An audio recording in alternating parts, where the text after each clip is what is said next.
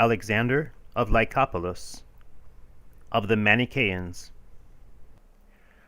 The philosophy of the Christians is termed simple, but it bestows very great attention to the formation of manners, enigmatically insinuating words of more certain truth respecting God, the principle of which, so far as any earnest serious purpose in those matters is concerned, all will have received when they assume an efficient cause, very noble and very ancient, as the originator of all things that have existence.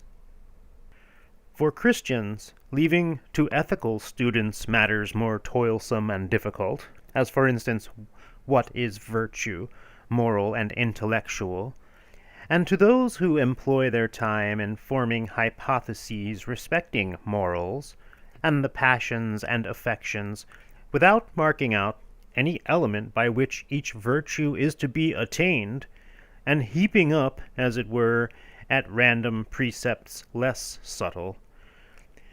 The common people, hearing these, even as we learn by experience, make great progress in modesty, and a character of piety is imprinted on their manners, quickening the moral disposition, which from such usages is formed, and leading them by degrees to the desires of what is honorable and good. But this, being divided into many questions by the number of those who come after, there arise many, just as is the case with those who are devoted to dialectics, some more skilful than others, and, so to speak, more sagacious in handling nice and subtle questions, so that now they come forward as parents and originators of sects and heresies, and by these the formation of morals is hindered and rendered obscure, for those do not attain unto certain verity of discourse who wish to become the heads of the sects, and the common people is to a greater degree excited to strife and contention, and there being no rule nor law by which a solution may be obtained of the things which are called in question, but as in other matters, this ambitious rivalry running out into excess, there is nothing to which it does not cause damage and injury. So in these matters also, whilst in novelty of opinion each endeavors to show himself first and superior, they brought this philosophy, which is simple almost to a nullity. Such was he whom they call Manichæus, a Persian by race, my instructor in whose doctrine was one Pappus by name, and after him Thomas, and some others followed them. They say that the man lived when Valerian was emperor, and that he served under Shapur, the king of the Persians, and having offended him in some way was put to death. Some such report of his character and reputation has come to me from those who were intimately acquainted with him. He laid down two principles, God and matter. God he called good, and matter he affirmed to be evil. But God excelled more in good than matter in evil. But he calls matter not that which Plato calls it, which becomes everything when it has received quality and figure, whence he terms it all-embracing, the mother and nurse of all things, nor what Aristotle calls an element, with which form and privation have to do, but something beside these. For the motion, which in individual things is incomposite, this he calls matter. On the side of God are ranged powers like handmaids, all good and likewise on the side of matter are ranged other powers, all evil. Moreover, the bright shining, the light, and the superior, all these are with God, while the obscure, and the darkness, and the inferior are with matter. God, too, has desires, but they are all good, and matter likewise, which are all evil. It came to pass on a time that matter conceived a desire to attain to the superior region, and when it had arrived there, it admired the brightness and the light, which was with God. And indeed it wished to seize on for itself the place of preeminence, and to remove God from his position. God, moreover, deliberated how to avenge himself upon matter, but was destitute of the evil necessary to do so, for evil does not exist in the house and abode of God. He sent, therefore, the power which we call the soul into matter to permeate it entirely. For it will be the death of matter when at length hereafter this power is separated from it. So thereafter, by the providence of God, the soul was commingled with matter, an unlike thing with an unlike. Now, by this commingling, the soul has contracted evil, and labors under the same infirmity as matter. For just as in a corrupted vessel the contents are oftentimes vitiated in quality, so also the soul that is in matter suffers some such change, and is deteriorated from its own nature so as to participate in the evil of matter. But God had compassion upon the soul, and sent forth another power, which we call Demiurge, that is, the creator of all things. And when this power had arrived, and taken in hand the creation of the world, it separated from matter as much power as from the commingling had contracted no vice and stain, and hence the sun and moon were first formed. But that which had contracted some slight and moderate stain, this became the stars and the expanse of heaven. Of the matter from which the sun and moon was separated, part was cast entirely out of the world, and is that fire in which indeed there is the power of burning, although in itself it is dark and void of light, being closely similar to night.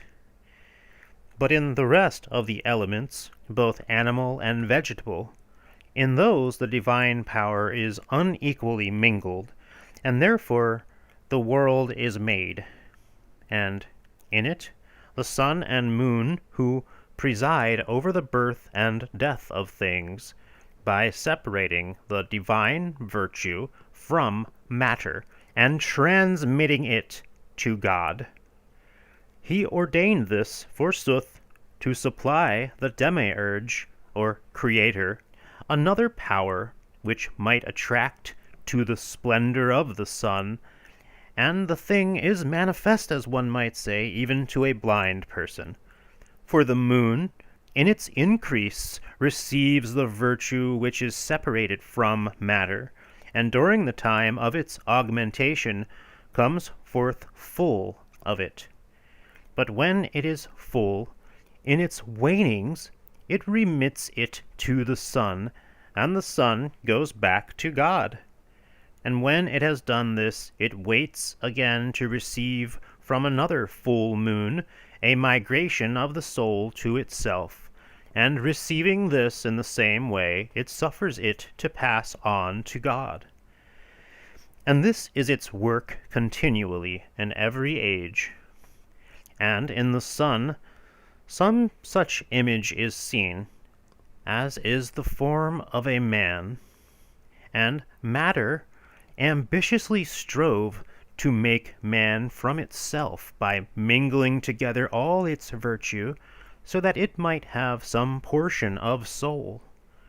But his form contributed much to man's obtaining a greater share, and one beyond all other animals, in divine virtue. For he is the image of the divine virtue, but Christ is the intelligence, who, when he had at length come from the superior region, dismissed a very great part of this virtue to God, and at length being crucified in this way, he furnished knowledge and fitted the divine virtue to be crucified in matter. Because therefore it is the divine will and decree that matter should perish, they abstain from those things which have life, and feed upon vegetables, and everything which is void of sense. They abstain also from marriage, and the rites of Venus, and the procreation of children, that virtue may not strike its root deeper in matter by the succession of race. Nor do they go abroad, seeking to purify themselves from the stain which virtue has contracted from its admixture with matter. These things are the principle of what they say and think, and they honor very especially the sun and moon, not as gods, but as the way by which it is possible to attain unto God. But when the divine virtue has been entirely separated off, they say that the exterior fire will fall and burn up both itself and all else that is left of matter. Those of them who are better educated and not unacquainted with Greek literature instruct us from their own resources. From the ceremonies and mysteries, for instance, by Bacchus, who was cut out from the womb, is signified that the divine virtue is divided into matter by the Titans, as they say.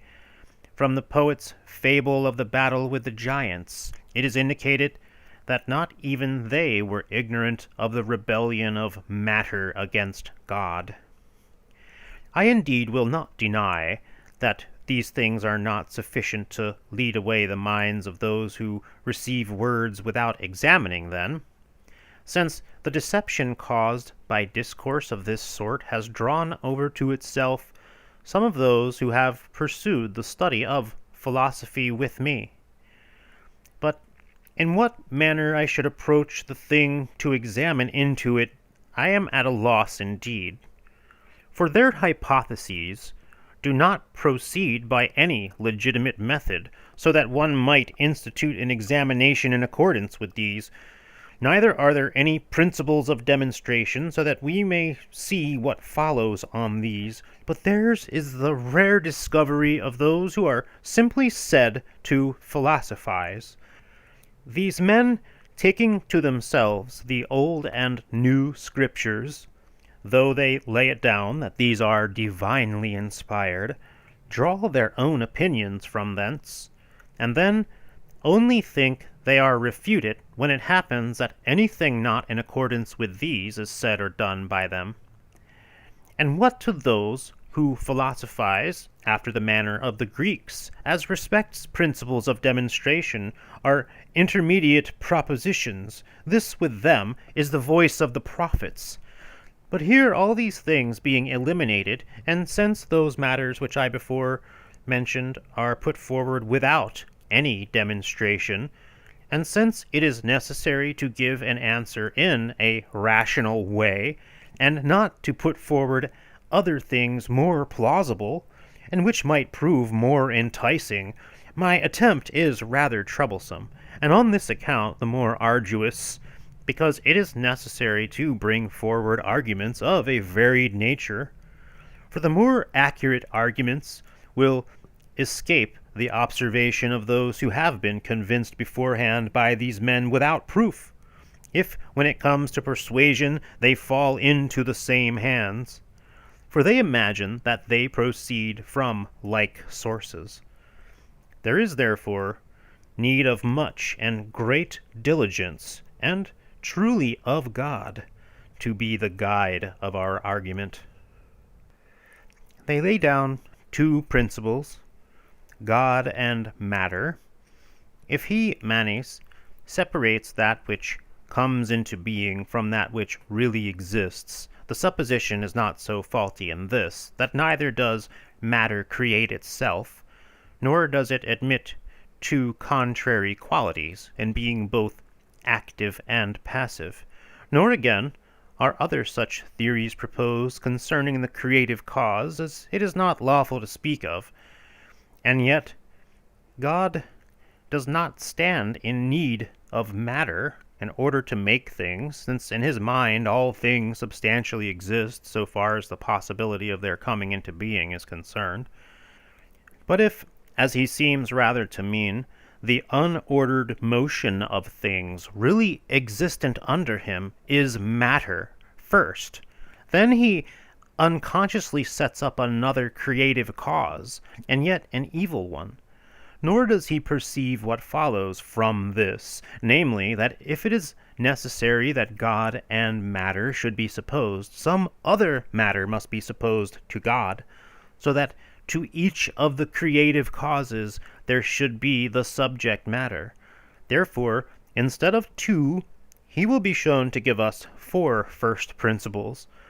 Wonderful, too, is the distinction, for if he thinks this to be God, which is good, and wishes to conceive of something opposite to him, why does he not, as some of the Pythagoreans, set evil over against him? It is more tolerable indeed that two principles should be spoken of by them, the good and the evil, and that these are continually striving, but the good prevails. For if the evil were to prevail, all things would perish. Wherefore, matter by itself is neither body, nor is it exactly incorporeal, nor simply any particular thing, but it is something indefinite, which, by the addition of form, comes to be defined, as for instance fire is a pyramid, air an octahedron, water an icosahedron, and earth a cube. How, then, is matter the unordered motion of the elements? By itself, indeed, it does not subsist, for if it is motion, it is in that which is moved. But matter does not seem to be of such a nature, but rather the first subject, and unorganized, from which other things proceed. Since, therefore, matter is unordered motion, was it always conjoined with that which is moved, or was it ever separate from it? For if it were ever by itself, it would not be in existence, for there is no motion without something moved. But if it was always in that which is moved, then again there will be two principles, that which moves and that which is moved. To which of these two, then, will it be granted that it subsists as a primary cause along with God? There is added to the discourse an appendix quite foreign to it. For you may reasonably speak of motion not existing, and what also is the matter of motion? Is it straight or circular?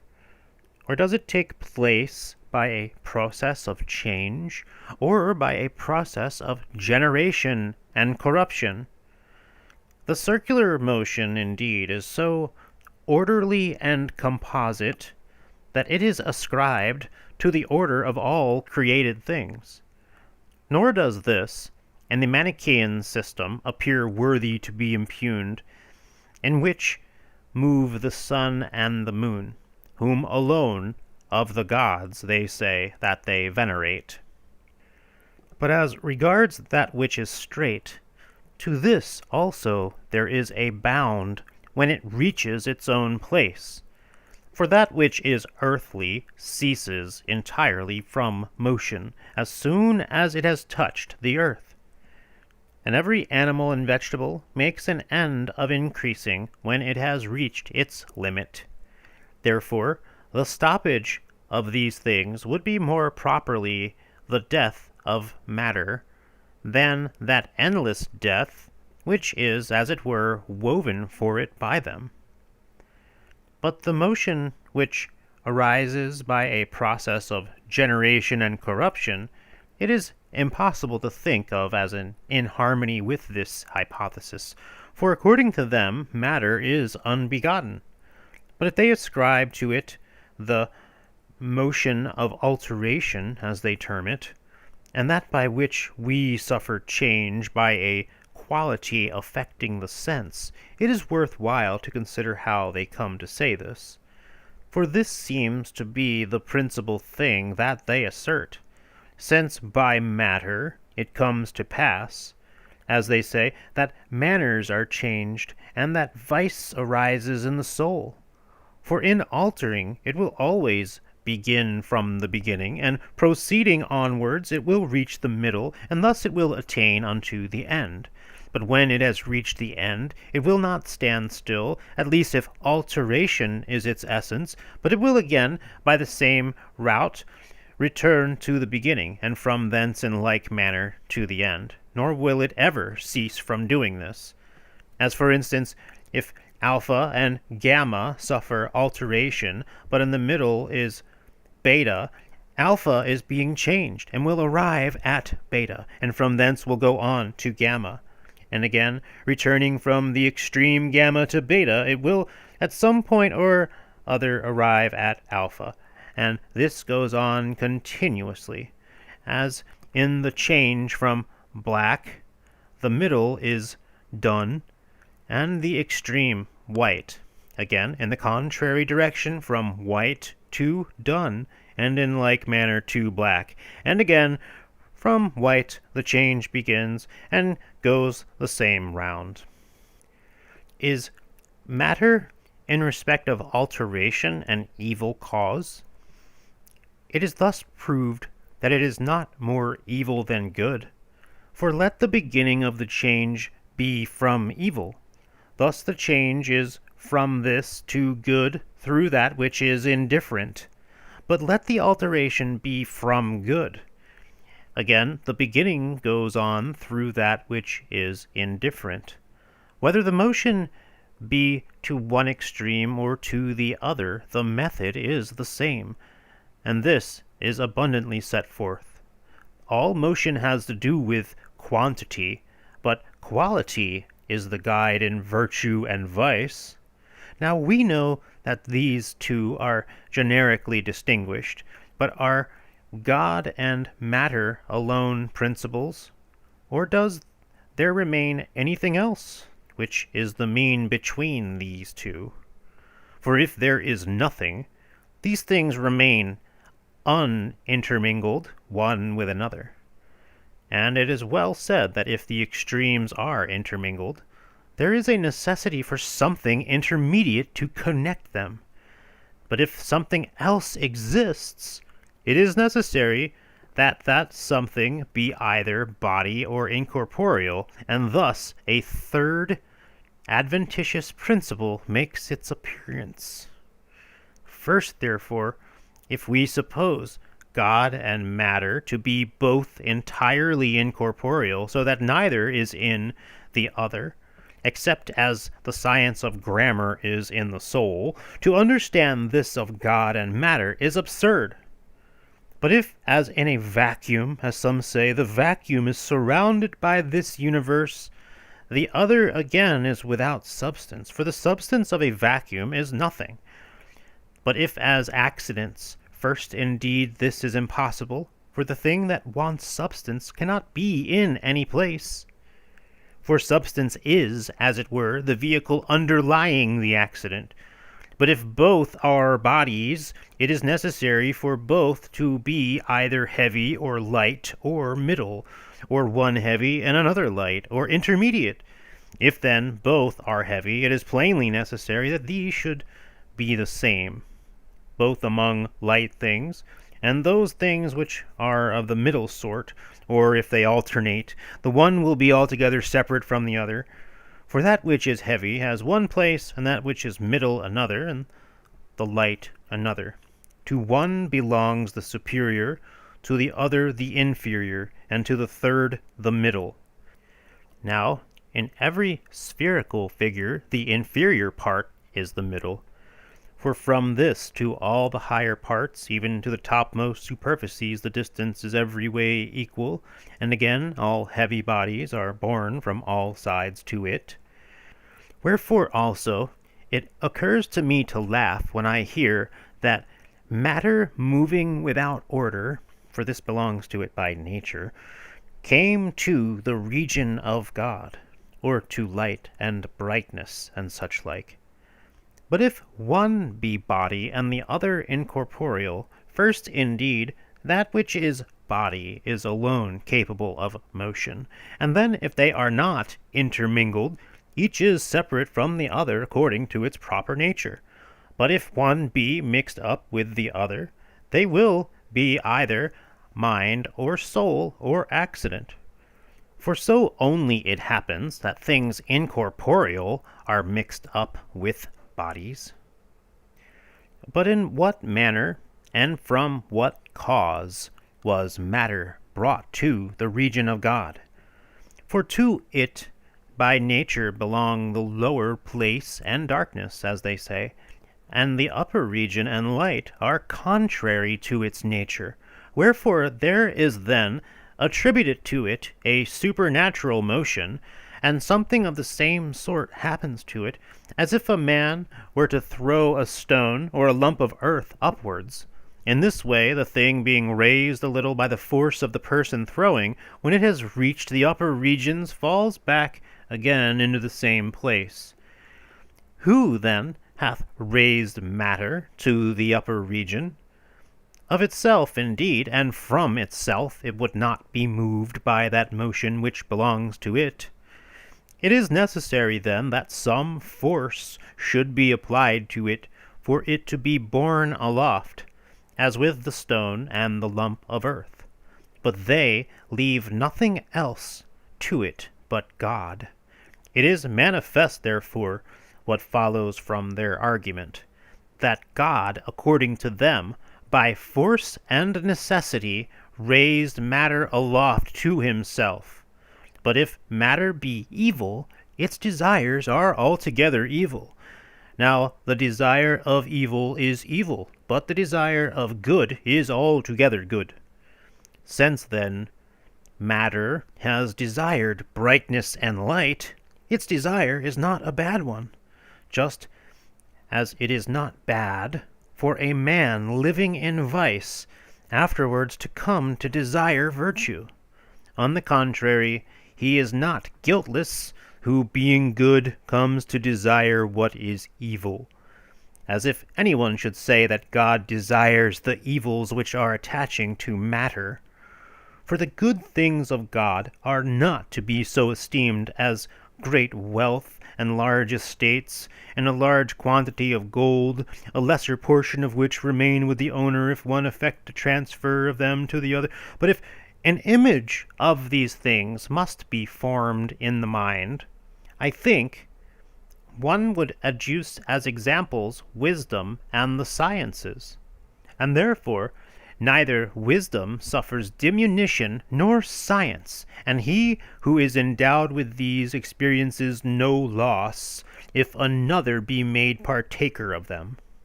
So in the same way, it is contrary to reason to think that God grudges matter the desire of what is good, if indeed with them we allow that it desires it.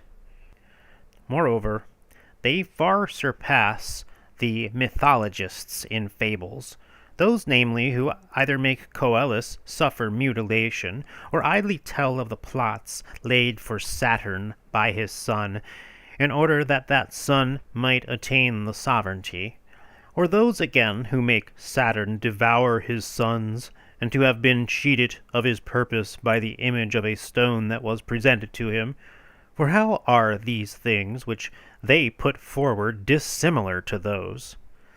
When they speak openly of the war between God and matter, and say not these things either in a mythological sense, as Homer in the Iliad, when he makes Jupiter rejoice in the strife and war of the gods with each other, thus obscurely signifying that the world is formed of unequal elements, fitted one into another, and either conquering or submitting to a conqueror. And this has been advanced by me, because I know that people of this sort, when they are at a loss for demonstration, bring together from all sides passages from poems, and seek from them a support for their own opinions, which would not be the case with them if they had only read what they fell in with some reflection. But when all evil is banished from the company of the gods, surely emulation and envy ought especially to have been got rid of. Yet these men leave these things with God. When they say that God formed designs against matter because it felt a desire for good, but with which of these things which God possessed could he have wished to take vengeance on matter? In truth, I think it to be more accurate doctrine to say that God is of a simple nature than what they advance. Nor, indeed, as in the other things, is the enunciation of this fancy easy, for neither is it possible to demonstrate it simply with words merely, but with much instruction and labor. But we all know this, that anger and rage, and the desire of revenge upon matter, are passions in him who is so agitated, and of such a sort, indeed, as it could never happen to a good man to be harassed by them. Much less, then, can it be that they are connected with the absolute good. To other things, therefore, our discourse has come round about again. For because they say that God sent virtue into matter, it is worth our while to consider whether this virtue, so far as it pertains to good, in respect of God, is less, or whether it is on equal terms with him. For if it is less, what is the cause? For the things which are with God admit no fellowship with matter. But good alone is the characteristic of God, and evil alone of matter. But if it is on equal terms with him, what is the reason that he, as a king, issues his commands, and it involuntarily undertakes this labor?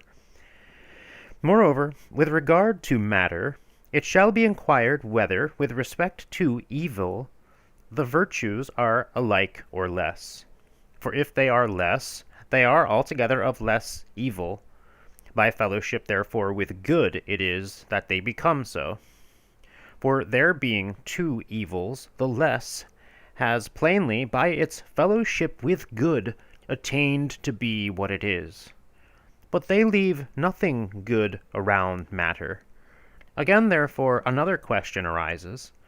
For if some other virtue, in respect of evil, excels the matter which is prevailing, it becomes itself the presiding principle. For that which is more evil will hold the sway in its own dominion. But that God sent virtue into matter is asserted without any proof, and it altogether wants probability. Yet it is right that this should have its own explanation. The reason of this they assert indeed to be that there might be no more evil, but that all things should become good. It was necessary for virtue to be intermingled with evil, after the manner of the athletes who, clasped in a firm embrace, overcome their adversaries, in order that by conquering evil it might make it cease to exist. But I think it far more dignified and worthy of the excellence of God at the first conception of things existent to have abolished matter, But I think they could not allow this, because that something evil is found existing, which they call matter. But it is not any the more possible that things should cease to be such as they are in order that one should admit that some things are changed into that which is worse. And it is necessary that there should be some perception of this, because these present things have in some manner or other suffered diminution in order that we might have better hopes for the future. For well has it been answered to the opinion of Zeno of Citium, who thus argued that the world would be destroyed by fire.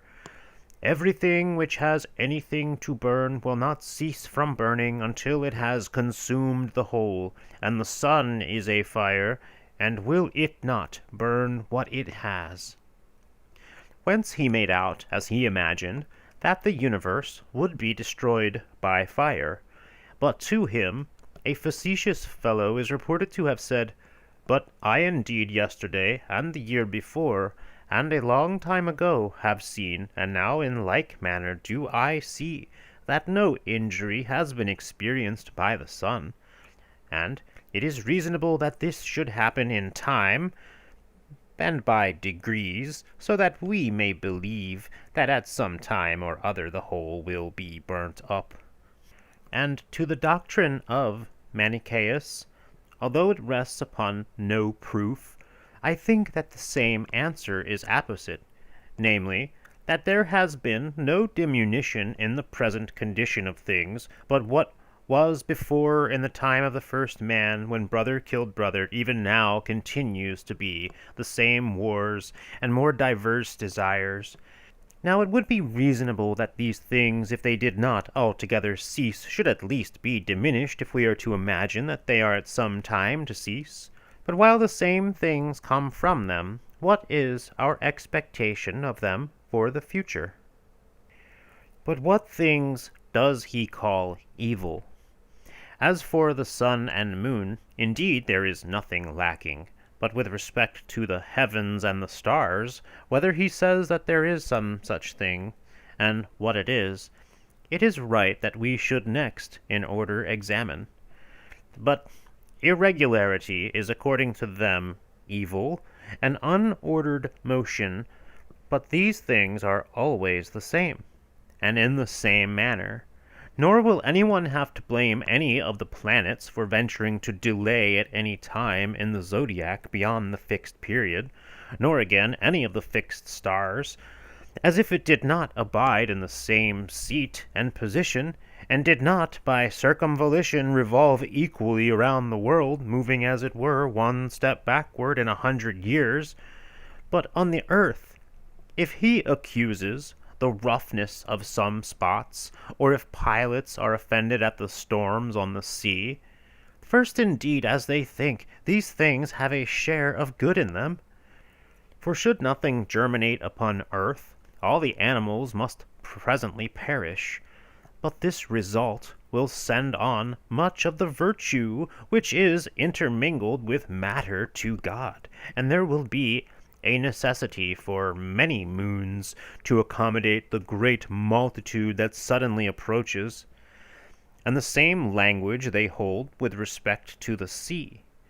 For it is a piece of unlooked-for luck to perish, in order that those things which perish may pursue the road which leads most quickly to God. And the wars which are upon the earth, and the famines, and everything which tends to the destruction of life, are held in very great honor by them. For everything which is the cause of good is to be had in honor. But these things are the cause of good because of the destruction which accompanies them, if they transmit to God the virtue which is separated from those who perish. And, as it seems, we have been ignorant that the Egyptians rightly worship the crocodile and the lion and the wolf, because these animals, being stronger than the others, devour their prey and entirely destroy it. The eagle also, and the hawk, because they slaughter the weaker animals, both in the air and upon the earth. but because also, according to them, man is for this reason held in especial honor, because most of all, by his subtle inventions and arts, he is wont to subdue most of the animals, and lest he himself should have no portion in this good, he becomes the food of others. Again, therefore, those generations are, in their opinion, absurd, which from a small and common seed produce what is great, and it is much more becoming, as they think, that these should be destroyed by God, in order that the divine virtue may be quickly liberated from the troubles incident to living in this world. But what shall we say with respect to lust and injustice and things of this sort? Manichæus will ask. Surely against these things discipline and law come to the rescue. Discipline, indeed, using careful forethought that nothing of this sort may have place amongst men, but law inflicting punishment upon any who has been caught in the commission of anything unjust. But then, why should it be imputed to the earth as a fault, if the husbandman has neglected to subdue it? Because the sovereignty of God, which is according to right, suffers diminution when some parts of it are productive of fruits and others not so. Or, when it has happened that when the winds are sweeping, according to another cause, some derive benefit therefrom, whilst others, against their will, have to sustain injuries, surely they must necessarily be ignorant of the character of the things that are contingent, and of those that are necessary, for they would not else thus account such things as prodigies. Whence then come pleasure and desire? For these are the principal evils that they talk of and hate. Nor does matter appear to be anything else. That these things indeed only belong to animals which are endowed with sense, and that nothing else but that which has sense perceives desire and pleasure, is manifest. For what perception of pleasure and pain is there in a plant? What in the earth, water, or air? And the demons, if indeed they are living beings endowed with sense, for this reason perhaps are delighted with what has been instituted in regard to sacrifices, and take it ill when these are wanting to them. But nothing of this sort can be imagined with respect to God. Therefore, those who say, "Why are animals affected by pleasure and pain?" should first make the complaint, why are these animals endowed with sense, or why do they stand in need of food? For if animals were immortal, they would have been set free from corruption and increase, such as the sun and moon and stars, although they are endowed with sense. They are, however, beyond the power of these, and of such a complaint. But man, being able to perceive and to judge, and being potentially wise, for he has the power to become so, when he has received what is peculiar to himself, treads it under foot. In general, it is worth while to inquire of these men, is it possible for no man to become good, or is it in the power of anyone? For if no man is wise, what of Manichæus himself? I pass over the fact that he not only calls others good, but he also says that they are able to make others such. But if one individual is entirely good, what prevents all from becoming good? For what is possible for one is possible also for all. And by the means by which one has become virtuous, by the same, all may become so, unless they assert that the larger share of this virtue is intercepted by such. Again, therefore, first, What necessity is there for labor in submitting to discipline? For even whilst sleeping we may become virtuous. Or what cause is there for these men rousing their hearers to hopes of good? For even though wallowing in the mire with harlots, they can obtain their proper good. But if discipline and better instruction and diligence in acquiring virtue make a man to become virtuous, let all become so. And that oft-repeated phrase of theirs, the unordered motion of matter, is made void. But it would be much better for them to say that wisdom is an instrument given by God to man, in order that by bringing round by degrees to good that which arises to them from the fact of their being endowed with sense, out of desire or pleasure, it might remove from them the absurdities that flow from them. For thus they themselves who profess to be teachers of virtue would be objects of emulation for their purpose, and for their mode of life, and there would be great hopes that one day evils will cease, when all men have become wise.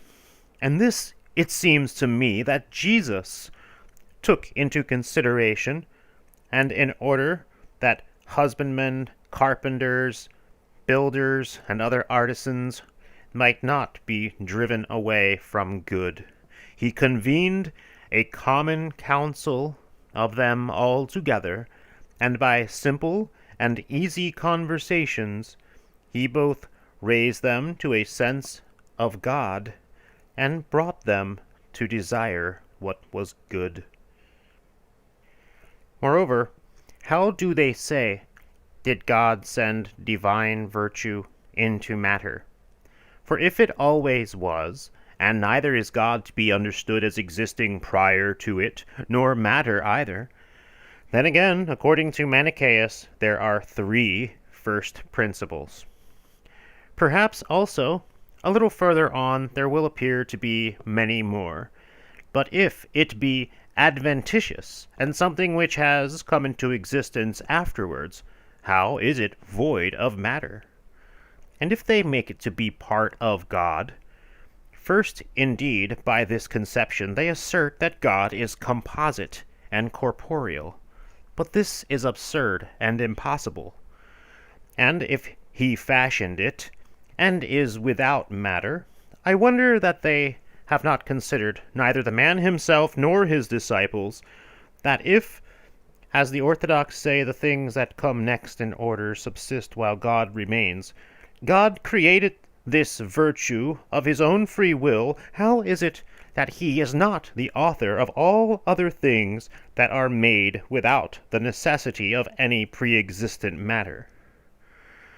The consequences, in truth, of this opinion are evidently absurd, but what does follow is put down next in order. Was it then the nature of this virtue to diffuse itself into matter? If it was contrary to its nature, in what manner is it intermingled with it? But if this was in accordance with its nature, it was altogether, surely, and always with matter. But if this be so, how is it that they call matter evil, which from the beginning was intermingled with divine virtue? In what manner, too, will it be destroyed, the divine virtue which was mingled with it at some time or other succeeding to itself? For that it preserves safely what is good, and likely to be productive of some other good to those to whom it is present, is more reasonable than that it should bring destruction or some other evil upon them. This, then, is the wise assertion which is made by them, namely, that as we see that the body perishes when the soul is separated from it, so also when virtue has left matter, that which is left, which is matter, will be dissolved and perish. First, indeed, they do not perceive that nothing existent can be destroyed into a non-existent, for that which is non-existent does not exist, But when bodies are disintegrated and experience a change, a dissolution of them takes place, so that a part of them goes to earth, a part to air, and a part to something else. Besides, they do not remember that their doctrine is that matter is unordered motion.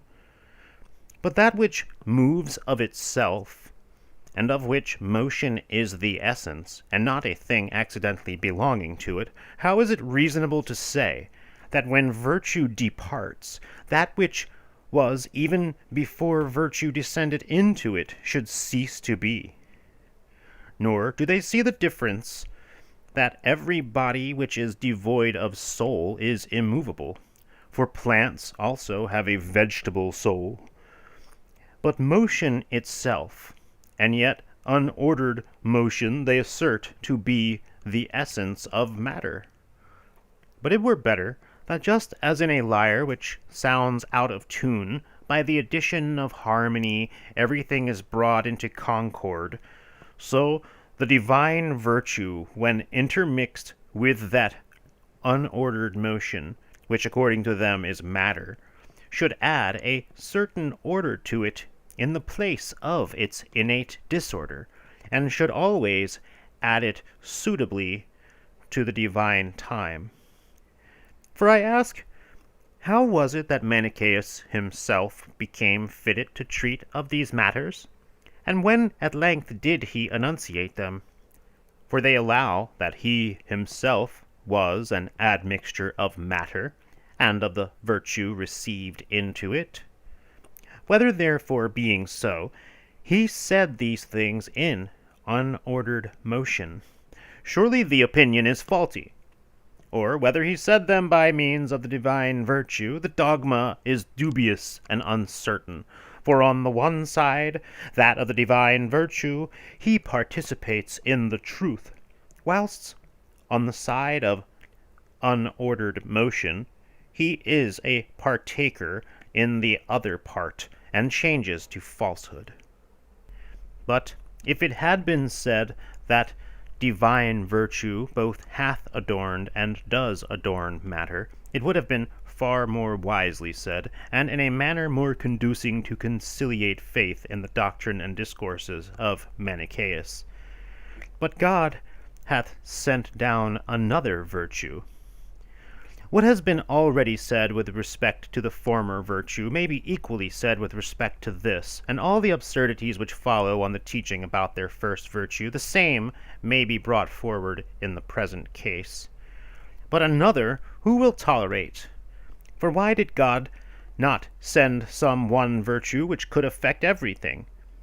If the human mind is so various towards all things, so that the same man is endowed with a knowledge of geometry, of astronomy, of the carpenter's art, and the like, is it then impossible for God to find one such virtue which should be sufficient for him in all respects, so as not to stand in need of a first and second? And why has one virtue the force rather of a creator, and another that of the patient and recipient, so as to be well fitted for admixture with matter? For I do not again see here the cause of good order, and of that excess which is contrary to it. If it was evil, it was not in the house of God. For since God is the only good, and matter the only evil, we must necessarily say that the other things are of a middle nature, and placed, as it were, in the middle. But there is found to be a different framer of those things which are of a middle nature, when they say that one cause is creative, and another admixed with matter. Perhaps, therefore, it is that primary antecedent cause, which more recent writers speak of in the book Periton Diaphoron. But when the creative virtue took in hand the making of the world, then they say that there was separated from matter that which, even in the admixture, remained in its own virtue, and from this the sun and the moon had their beginning. But that which to a moderate and slight degree had contracted vice and evil, this formed the heaven and the constellations. Lastly came the rest, encompassed within these, just as they might happen, which are admixtures of the divine virtue and of matter. I indeed, besides all these things, wonder that they do not perceive that they are making the divine virtue to be corporeal, and dividing it, as it were, into parts. For why, as in the case of matter, is not the divine virtue also passible and divisible throughout, and from one of its parts the sun made, and from another the moon? For clearly this is what they assert to belong to the divine virtue, and this is what we said was the property of matter, which by itself is nothing, but when it has received form and qualities, everything is made which is divided and distinct. And therefore, as from one subject, the divine virtue, only the sun and the moon have their beginning, and these things are different, why was anything else made? And if all things are made, what follows is manifest, that divine virtue is matter, and that too such as is made into forms. But if nothing else but the sun and moon are what was created by divine virtue, then what is intermixed with all things is the sun and moon, and each of the stars is the sun and moon, and each individual animal of those who live on land, and of fowls, and of creatures amphibious. But this not even those who exhibit juggling tricks would admit, as I think is evident to everyone. But if anyone were to apply his mind to what follows, the road would not appear to be plain and straightforward, but more arduous even than that which has been passed. For they say that the sun and moon have contracted no stain from their admixture with matter, and now they cannot say how other things have become deteriorated contrary to their own proper nature. For if, when it was absolute and by itself, the divine virtue was so constituted that one portion of it was good, and another had a greater amount of goodness in it, according to the old tales of the centaurs, who as far as the breast were men, and the lower part horses, which are both good animals, but the man is the better of the two, so also in the divine virtue it is to be understood that the one portion of it is the better and the more excellent, and the other will occupy the second and inferior place. And in the same way, with respect to matter, the one portion possesses, as it were, an excess of evil, while others again are different, and about that other the language will be different, for it is possible to conceive that from the beginning the sun and moon, by a more skilful and prudent judgment, chose for themselves the parts of matter that were less evil for the purposes of admixture, that they might remain in their own perfection and virtue.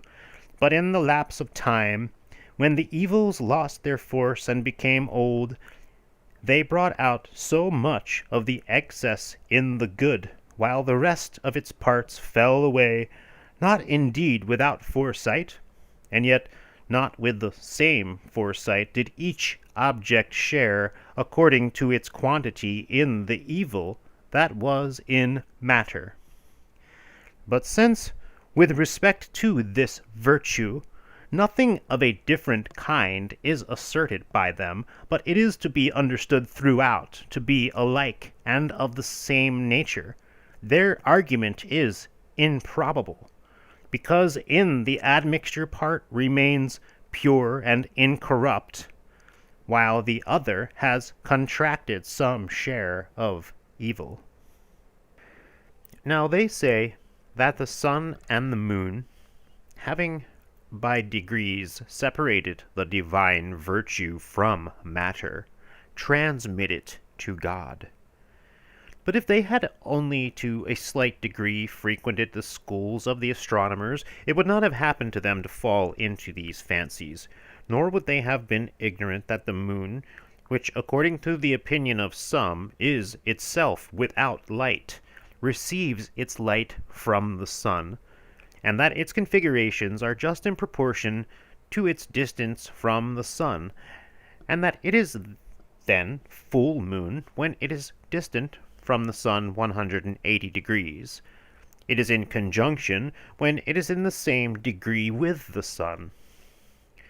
Then, is it not wonderful how it comes to pass that there should be so many souls, and from such diverse creatures? For there is the soul of the world itself, and of the animals, of plants, of nymphs and demons, and amongst these are distinguished by appearance those of fowls, of land animals, and animals amphibious. But in the moon, one like body is always seen by us. And what of the continuity of this body? When the moon is half full, it appears a semicircle, and when it is in its third quarter, the same again. How then, and with what figure are they assumed into the moon? For if it be light as fire, it is probable that they would not only ascend as far as the moon, but even higher, continually. But if it be heavy, it would not be possible for them at all to reach the moon. And what is the reason that which first arrives at the moon is not immediately transmitted to the sun, but waits for the full moon until the rest of the souls arrive? When, then, the moon, from having been full, decreases, where does the virtue remain during that time? Until the moon, which has been emptied of the former souls, just as a desolated city shall receive again a fresh colony. For a treasure house should have been marked out in some part of the earth, or of the clouds, or in some other place, where the congregated souls might stand ready for emigration to the moon. But again, a second question arises. What then is the cause that it is not full immediately? And why does it again wait 15 days? Nor is this less to be wondered at than that which has been said, that never within the memory of man has the moon become full after 15 days, nay, not even in the time of the deluge of Deucalion, nor in that of Phoronius, when all things, so to speak, which were upon the face of the earth perished, and it happened that a great quantity of virtue was separated from matter. And besides these things, one must consider the productiveness of generations, and their barrenness, and also the destruction of them, and since these things do not happen in order, neither ought the order of the full moon, nor then these of the waning moon, to be so carefully observed.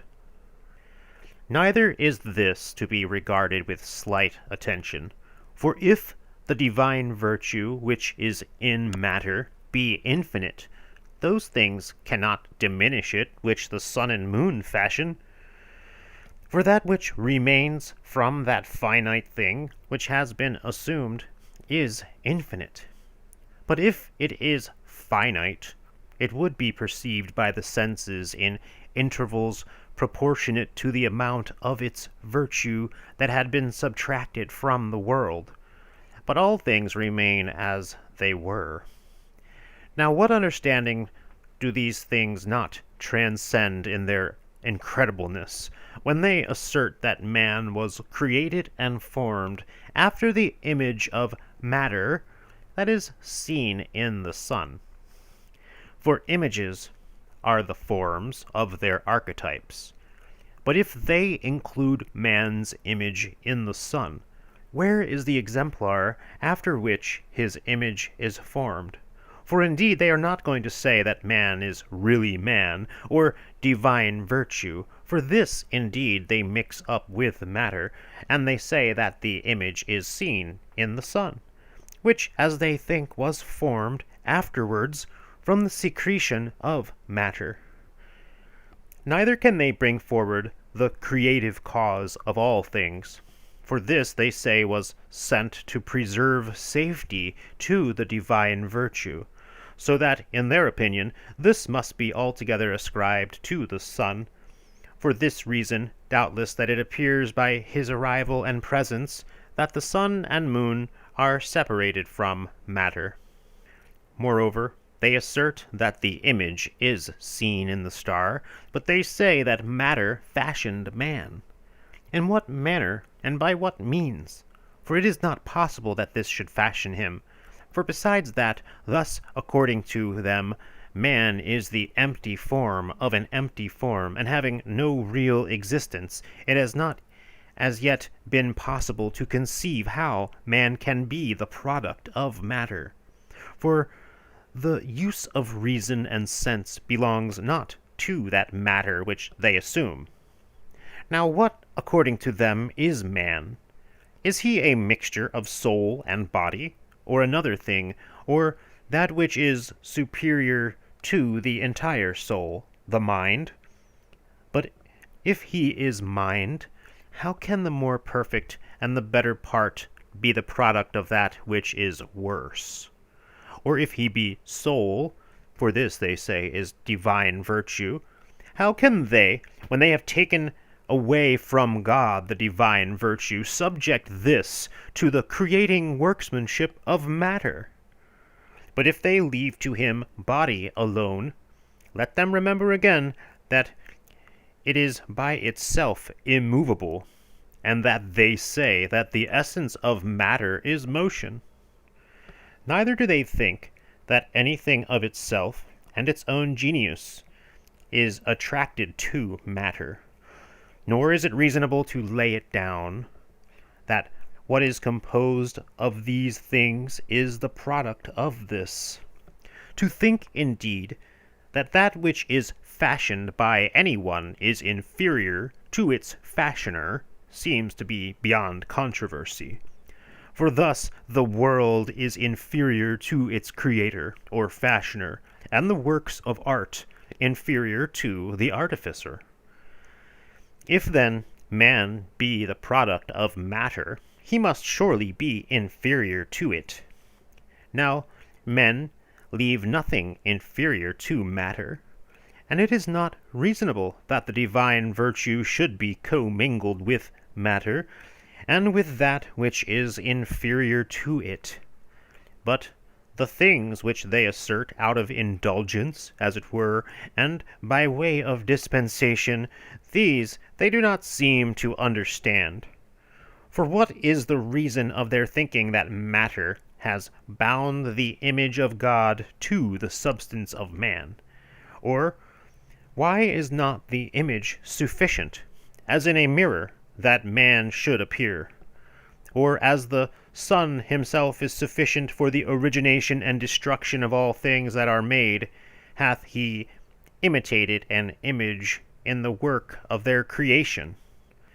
With which of those things which he possessed was it with the divine virtue which was mingled with it, so that the divine virtue should have the office of an instrument in respect of matter? Is it by unordered motion that he will thus give matter a form? But all like things, in exquisite and accurate order by imitating, attain their end. For they do not suppose that a house, or a ship, or any other product of art is affected by disorder, nor a statue, which art has fashioned to imitate man. Christ, too, they do not acknowledge, yet they speak of Christ, but they take some other element, and giving to the word, designating his sacred person, some other signification than that in which it is rightly received, they say that he is mind. But if when they speak of him as that which is known, and that which knows, and wisdom as having the same meaning, they are found to agree with those things which the church doctors say of him. How comes it, then, that they reject all that is called ancient history? But let us see whether they make him to be something adventitious and new, and which has come on from without and by accident, as the opinion of some is. For they who hold this opinion say, as seems very plausible, that the 7th year, when the powers of perception became distinct, he made his entrance into the body. But if Christ be mind, as they imagine, then will he be both Christ and not Christ. For before that mind and sense entered, he was not. But if Christ, as they will have it, be mind, then into him already existing does the mind make its entrance, and thus again, according to their opinion, will it be mind. Christ therefore is, and is not, at the same time. But if, according to the more approved sect of them, mind is all things which are, since they assume matter to be not produced, and coeval, so to speak, with God, this first mind and matter they hold to be Christ, if indeed Christ be mind, which is all things, and matter is one of those things which are, and is itself not produced. They say it was by way of appearance, and in this manner, that the divine virtue in matter was affixed to the cross, and that he himself did not undergo this punishment, since it was impossible that he should suffer this. Which assertion Manichæus himself has taken in hand to teach in a book written upon the subject, that the divine virtue was enclosed in matter, and again departs from it. The mode of this they invent, that it should be said indeed in the doctrine of the Church that he gave himself up for the remission of sins, obtains credit from the vulgar, and appears likewise in the Greek histories, which say that some surrendered themselves to death in order to ensure safety to their countrymen, and of this doctrine the Jewish history has an example which prepares the son of Abraham as a sacrifice to God. But to subject Christ to his passion merely for the sake of display betrays great ignorance, for the Word is God's representative to teach and inform us of actual verities. They abstain also from living things. If indeed the reason of their abstinence were other than it is, it ought not to be too curiously investigated.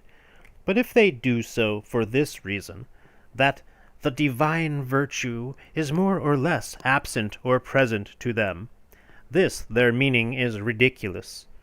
For if plants be more material, how is it in accordance with reason to use that which is inferior for food and sustenance? Or, if there be more of a divine virtue in them, how are things of this sort useful as food, when the soul's faculty of nourishing and making increase is more corporeal? Now in that they abstain from marriage and the rites of Venus, fearing lest by succession of the race the divine virtue should dwell more in matter, I wonder how, in thinking so, they allow of themselves. For if neither the providence of God suffices, both by generations and by those things which are always and in the same manner existent, to separate off the divine virtue from matter, what can the cunning and subtlety of Manichæus effect for that purpose? For surely by no giant's cooperation does assistance come to God, in order by the removal of generations to make the retreat of the divine virtue from matter quick and speedy.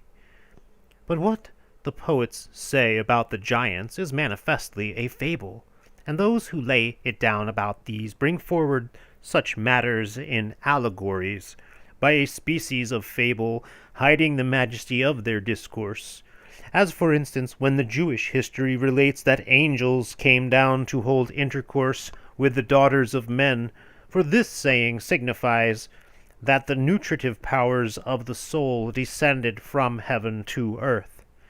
But the poets who say that they, when they had emerged in full armor from the earth, perished immediately after they stirred up rebellion against the gods, in order that they might insinuate the frail and quickly perishing constitution of the body, adorn their poetry in this way for the sake of refreshing the soul by the strangeness of the occurrence.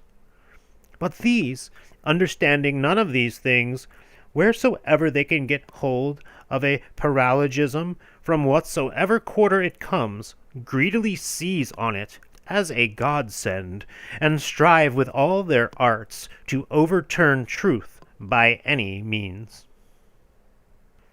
That fire, endowed indeed with the power of burning, yet possessing no light, which is outside the world, in what region has it place? For if it is in the world, why does the world hitherto continue safe? For if at some time or other it is to destroy it by approaching it, now also is it conjoined with it.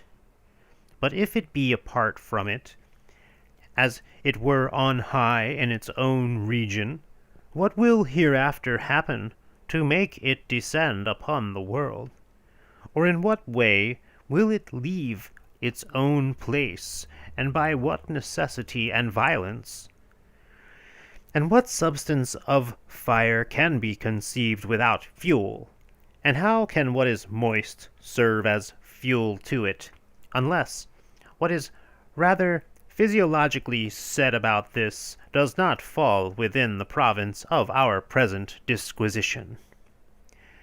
But this is quite manifest from what has been said, for the fire existing outside the world is just that which they call matter, since the sun and the moon, being the purest of the pure, by their divine virtue are separate and distinct from that fire, no part of them being left in it. This fire is matter itself, absolutely, and per se entirely removed from all admixture with the divine virtue. Wherefore, when the world has been emptied of all the divine virtue which is opposed to it, and again a fire of this sort shall be left remaining, how then shall the fire either destroy anything or be consumed by it? For from that which is like, I do not see in what way corruption is to take place. For what matter will become when the divine virtue has been separated from it? This it was before that the divine virtue was commingled with it.